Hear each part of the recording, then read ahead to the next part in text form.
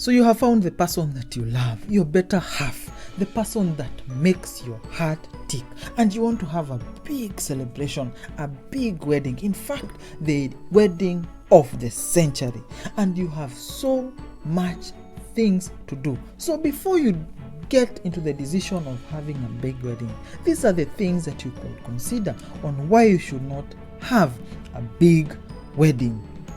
The first thing is, it is just one day. Why would you spend so much money, so much resources, so much emotions, so much thought into just one day?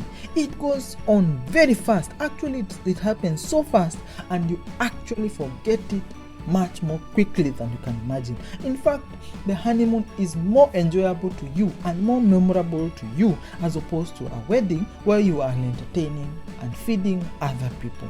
So a wedding is just one day. When you put too much thought and emphasis on it, then you lose the value of it.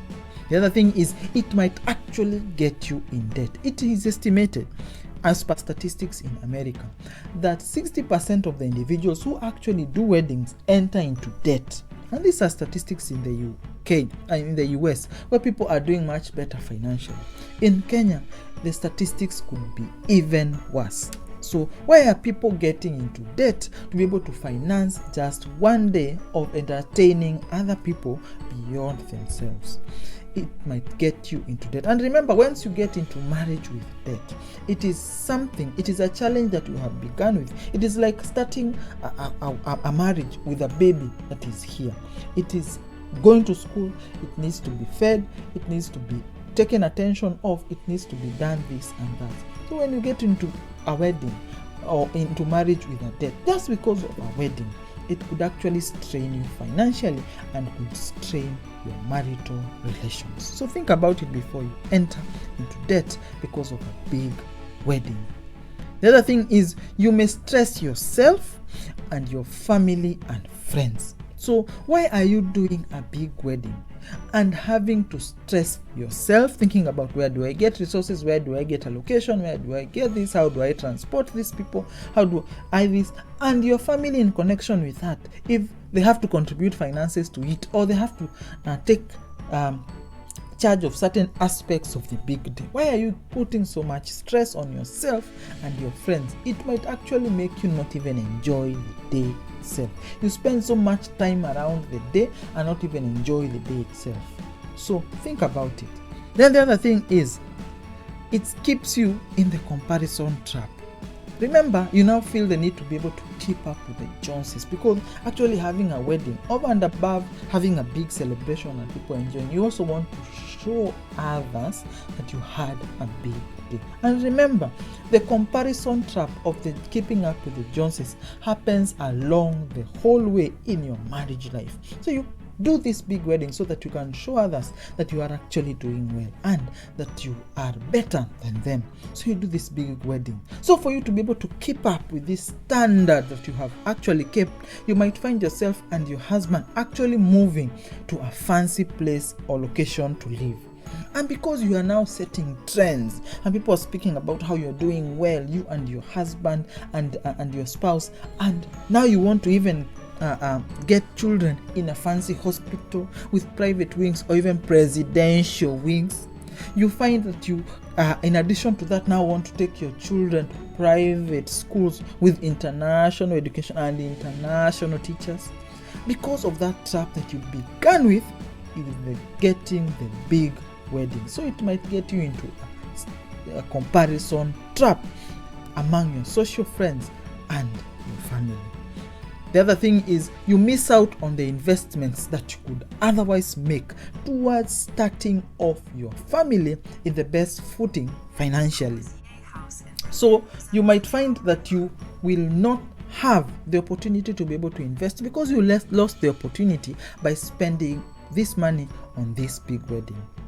In Kenya, the average big wedding is around $10,000 or $1 million. In the US, it will go as high as $80,000, $100,000.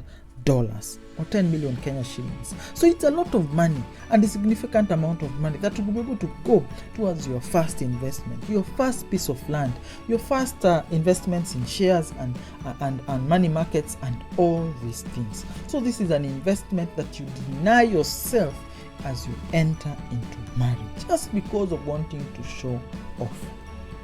And remember, having a big wedding does not guarantee a wonderful marriage. So things to consider. The other thing is the chances of something failing in a big wedding are higher. Remember, there are many components that are working together in this big wedding that you are going to have. And something could actually fall off because you have many suppliers, you have many components, you have bigger numbers of people that you are working with, you have all these intricate details. And something might actually fail. Ask anybody who has gotten married. They might actually tell you that something, this and this and this and this failed. And no matter how much planning you do, the bigger the wedding, the higher the chances of something actually going wrong. So the other thing is you are set up for social pressure, like I indicated earlier.